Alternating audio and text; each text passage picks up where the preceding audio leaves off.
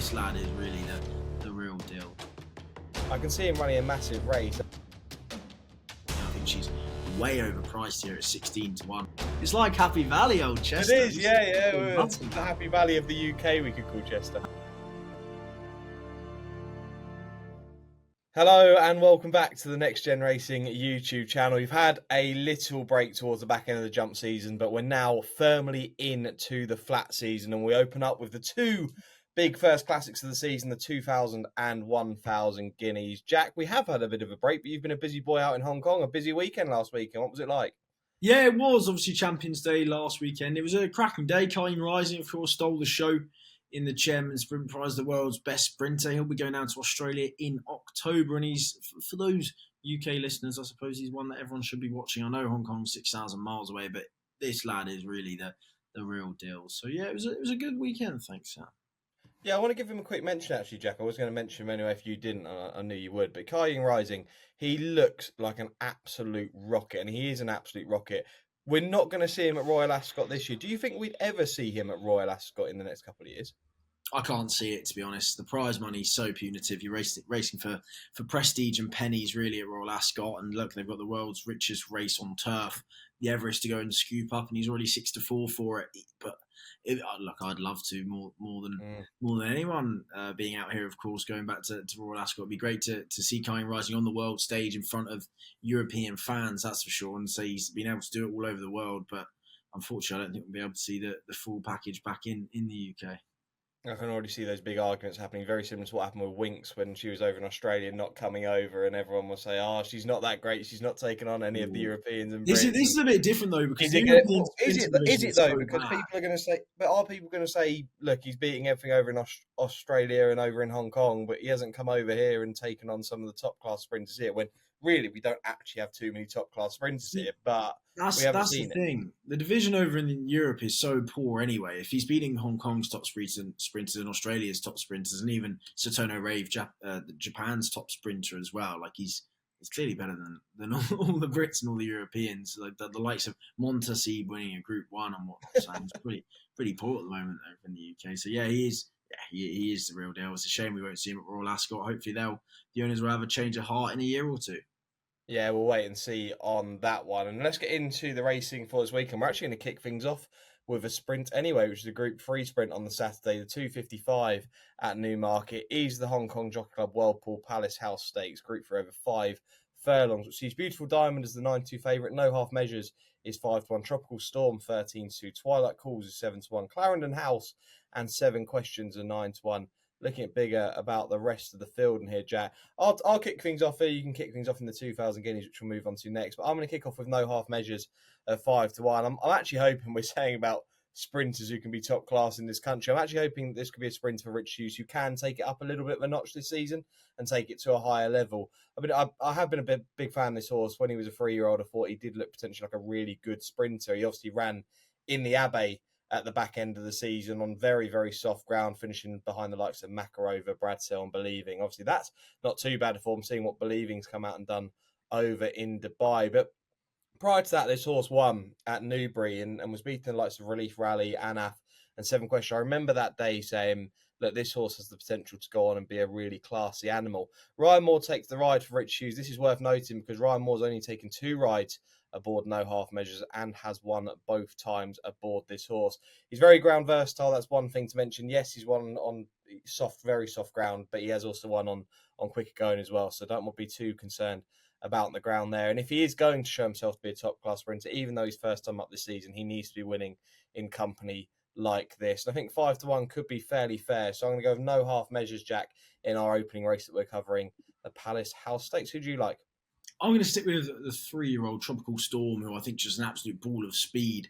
To be honest, I thought a nice little sharp furlong was absolutely perfect for him. Of course, won at York, beating Magnum Force, who went and won the Grade 1 juvenile sprint turf out in the Breeders' Cup as well. But even when he was second to the Actor here, I thought he's exactly what you want at a Newmarket over 5 furlongs. You want a ball of speed. He's going to be prominent, going to be on the pace, and going to hopefully see it down. I thought Tropical Storm absolutely hit the bill, probably a little bit to prove first up here. But I thought it was a pretty good race, to be honest, Sam. No Half Measures, completely see that angle as well. Even Washington Heights, who won the Abernant last year from the front over 6 furlongs, ran an okay race out in Qatar, actually. So I thought it was a pretty good race. Tropical Storm will be the way I'm leaning, but I might have a couple of forecasts there as well with Washington Heights.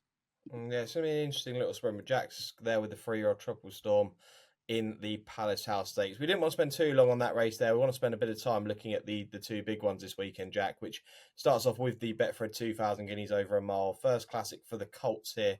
Well, I say that, and I mean, it's no geldings, but there are no fillies in the lineup this year. But the 3:35 there at Newmarket on Saturday sees currently Field of Gold as the 7-4 favourite. I mentioned off air, Jack, I thought Ruling Court was 9-2, but can't see 9-2 anywhere anymore. Currently 4-1.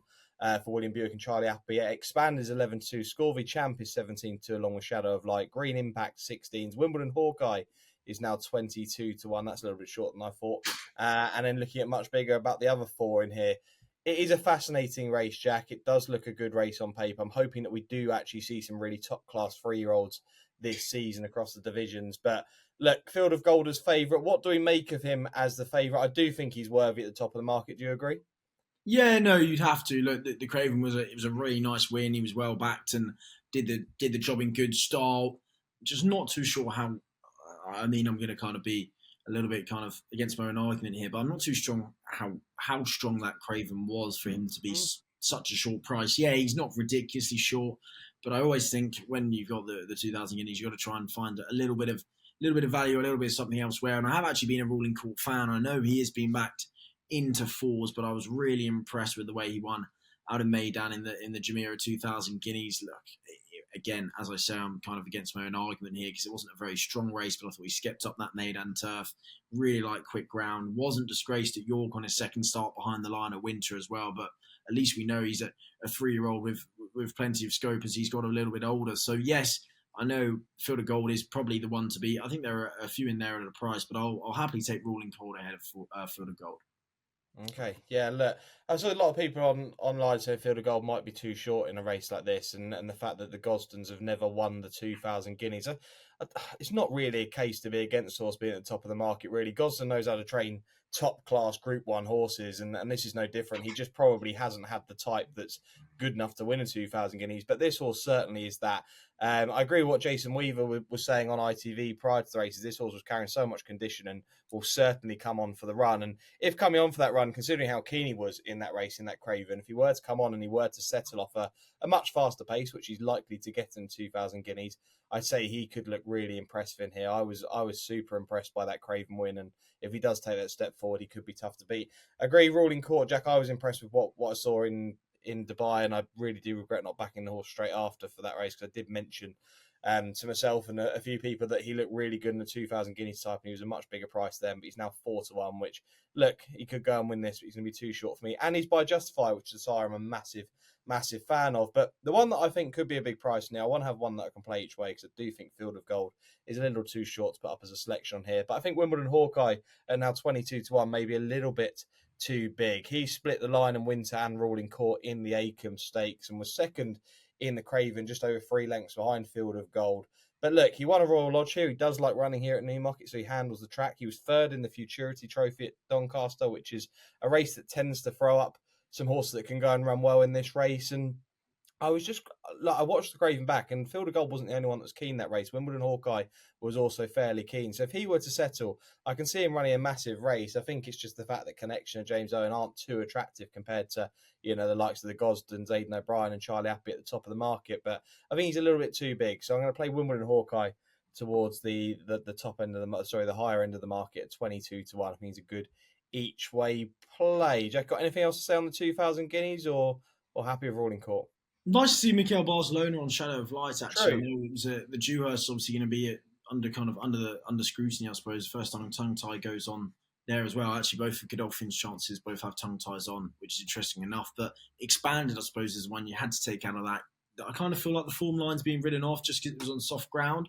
But look, it's not easy for a 2-year-old to get up the Rolling Mile on soft ground. So I thought they're both kind of obviously live contenders there, and Expanded. It's probably one of the two to take out. And also Scorthy Champ looks like a horse who probably might suit the Rolling Mile.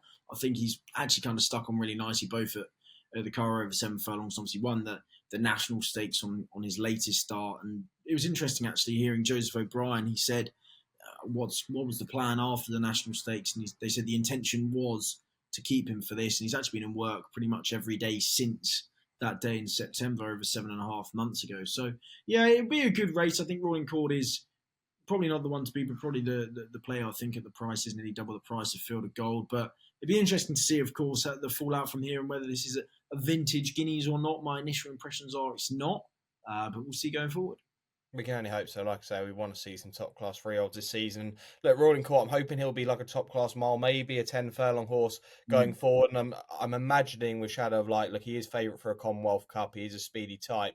Whether the fact that if he only just gets the mile, he may drop back to 6 furlongs for Royal Ascot, we'll have to wait and see. But yeah, look, it's an interesting race. Looking forward to seeing the fallout. I'm sure Jack and I will discuss the fallout from the Guineas next week. Let's move on to the fillies version of the race at the 1,000 Guineas on Sunday, again at 3:35, which currently sees Desert Flower for Godolphin and Godolphin, Charlie Appy and Buick at even money. Lake Victoria is 7-2, Red Letter is 6-1, Bedtime Story and Duty First. Well, Duty First needs to be supplemented 16-1 and 25-1 and bigger. The rest in here, it seems like it's all about the top of the market here, Jack, between the Aidan O'Brien and the Godolphin horse. I was a massive fan of Desert Flower, won the Fillies Mile. I know you've got another horse news one at the Rolling Mile with Lake Victoria winning the Cheveley Park Stake, but you had to be impressed with what you saw in the Fillies Mile from Desert Flower. She looked ultra impressive. I don't know what you made this. Did you not rule out the rest of the market? Obviously, you looked at the rest of the market. Do you make this a 2-horse race? I mean, Red Letter's also in there, but is it between these top two who are unbeaten with 9 runs between them? And it's just fascinating. No, absolutely not. I don't think it is. I think it's easy to think that because, of course, they're unbeaten. They've had 5 or 6 runs, but the further you go down the market, the further you got more unexposed fillies, and it wouldn't be the worst shower in the world probably for a Chantilly Lace or an Albertine to run a big race and kind of spoil the party for second or third. Not saying they're exactly going to win it because, of course, they've got a lot to find on ratings, but I think just kind of trying to pigeonhole this as a 2-horse race would be may be a foolish thing to do. Look, they might be far too good, and we'll see in time. But even at Duty First, I thought she was so impressive in the Fred Darling, and I think she's way overpriced here at 16-1. I think she deserves to be half that price. I think Desert Flower is the one to beat and is going to go and win. But I think Duty First is probably going to be my bet in the race at 16-1 here each way, Sam. Yeah, it is an interesting one, and a lot of people will be focusing on those top two due to the fact that, Desert Flower 4 runs, 4 wins, and a Fillies Mile win, and Lake Victoria, who won at the Breeders' Cup and has a Cheveley Park win, and also with 5 wins to her name. I do agree with you that Shadwell horse, Albertine, who's just had that 1 run and comes in here completely unexposed. Who knows what could come if this horse runs? And I know Saib Bin Sarur has already been talking up this horse a fair bit, saying this horse is there to run a big race.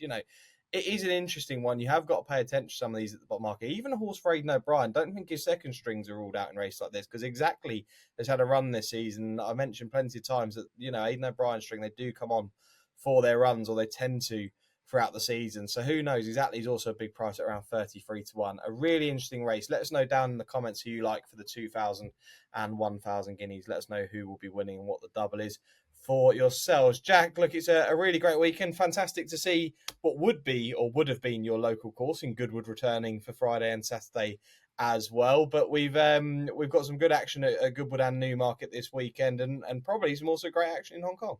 Yeah, to be fair, the action out in Hong Kong's a little bit of a kind of fall from grace from last weekend for Champions Day, but still decent nonetheless. I've got 2 other selections for the weekend. One's the 145 at Newmarket on Saturday, the 6 furlong Betfred handicap, where a few of them were kind of there or thereabouts last time out on one of the first days of the season.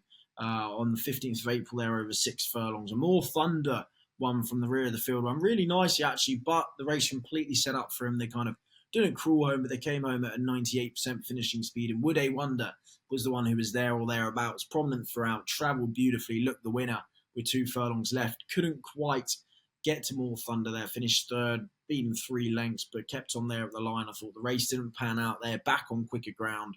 Off the same mark as well. And PJ McDonald stays on. So I think 11-2, Would A Wonder, course and distance winner. I think he's a cracking bet. And the other one is out in Hong Kong, from Newmarket to Hong Kong at Sha Tin in race 10, Gold Master. I think he's probably going to be around the 11-4, 3-1 mark, but I think he can get his head back in front. He was second last time out and the race didn't pan out. at all how he wanted it to be. It was definitely paid to be on the front end. He had to come from the rear of the field without Andrea Azzini on board with a withering burst. Didn't quite get there at the line, but I think he'll be able to on Sunday if there's a bit more of an honest pace. I think 11-4 around there should be a decent price. About Gold Master in race 10 at Shartin on Sunday. So Would A Wonder and Gold Master will probably be my two. I might even play them in a double as well, Sam. There we go. Yeah, one from the UK, one from Hong Kong, from Jack and I. Any other selections this weekend? But it's also time. There weren't too many races covered this week, but also time to get the best bets for the weekend. I'll let you pick, Jack. Who will be your best bet this weekend? Gold Master is Shartin. Get everyone up nice and early on Sunday morning after having a winning Saturday. I think it'll probably be about 9 a.m. UK time. Gold Master is Shartin in the 10th race of the day. You've opened up the whole of the Newmarket races for me to pick That's from. But do you know what? I'll stick away from the Guineas. I'll go. I'm quite keen on no half measures in that Palace House Stakes on Saturday. So I'll take the 5-1 on no half measures there. Again, let us know in the comments who your nap is this week. And we've had a little bit of a break. We will be here for the rest of the flat season, previewing some of the big meetings moving forward. Actually, we might even, a video that does really well is our Chester preview. And I believe we have Chester next week. So there, we might get stuck into a bit of Chester next week, I'm sure. So let's look forward to that. Let's do it. Yeah, we love Chester. Big thanks to Jack. It's like Happy Valley. You are? It's like Happy Valley, old Chester. It is, yeah. The Happy Valley of the UK, we could call Chester. Big thanks to Jack, as always. Big thanks for you for watching. Do like, comment, share, and subscribe. And we will see you again, looks like, for a Chester May meeting preview.